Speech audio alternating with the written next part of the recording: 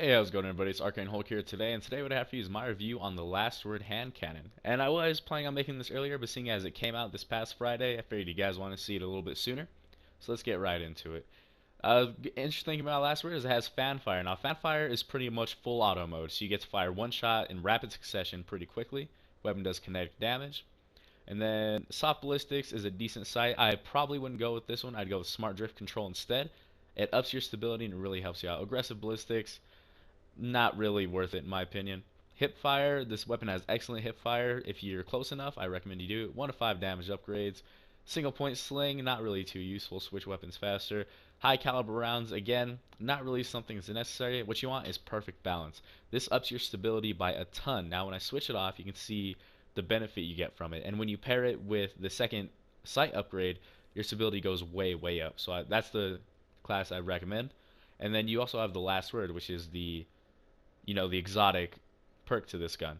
Very good, extra damage with precision shots. Gives it a 2-shot kill in Crucible with 101 damage per headshot, and then the last few damage upgrades.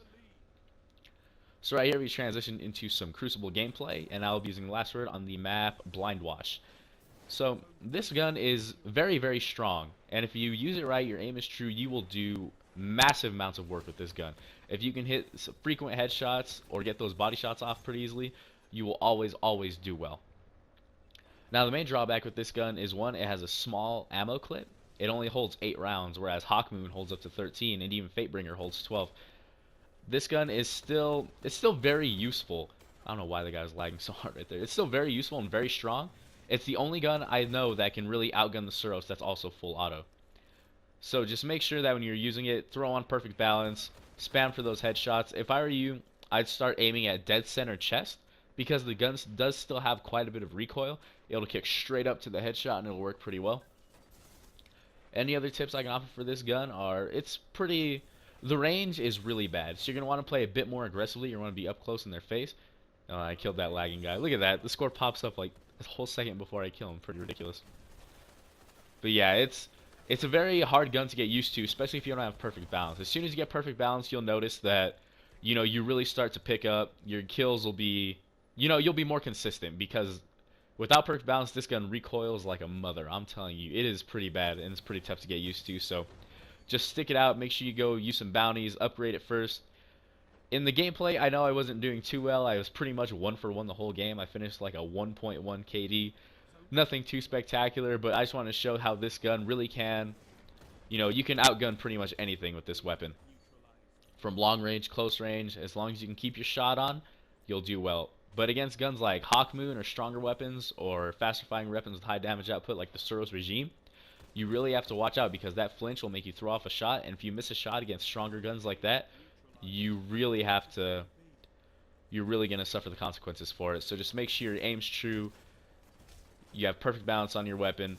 Hip fire only when you can. Don't try to hip fire all the time. I know hip fire shots give you extra damage, but in the end, it's not really worth it to go and try to get those long range hip shots, trying to get the long range kills because it still doesn't work out in your favor too often because the hip fire it's very good, but hip fire is never the most reliable thing to go or reliable way to go. So just be careful the way you do it. Be aggressive.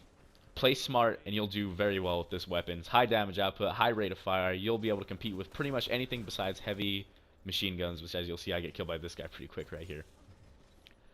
Alright, and as we get out of the PvP gameplay, I want to transition into some story mode gameplay. So right here, we're on the daily mission on Mars, and I'm showing how that though this gun may have high damage and it's able to one-shot the smaller enemies, its clip size is really the only thing that makes this gun not your first choice for PvE. This gun, I wouldn't even say it's a good choice for PvP.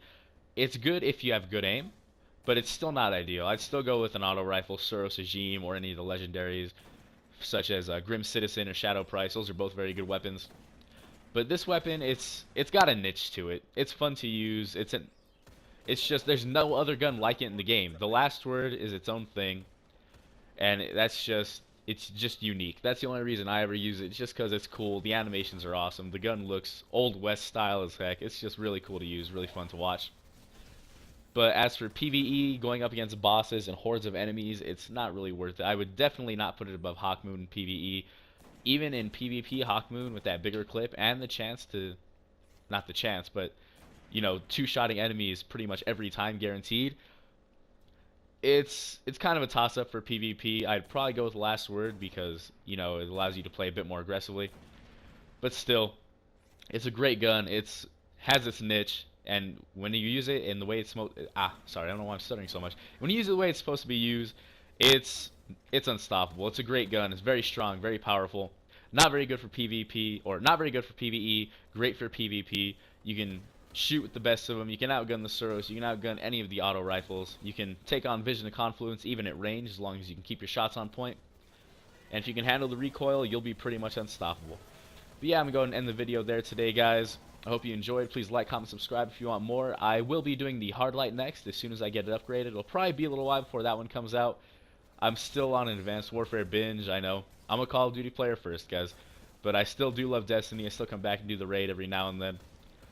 But yeah, like I said, you guys enjoy. Have fun with your Last Word if you bought it this Friday from Xur. Unfortunately, Xur's not here today. He left yesterday, so he'll probably have it again soon enough. If you don't have it, don't worry, guys. Xur will have it again eventually. But thank you for watching. You all have a nice day. Thank you.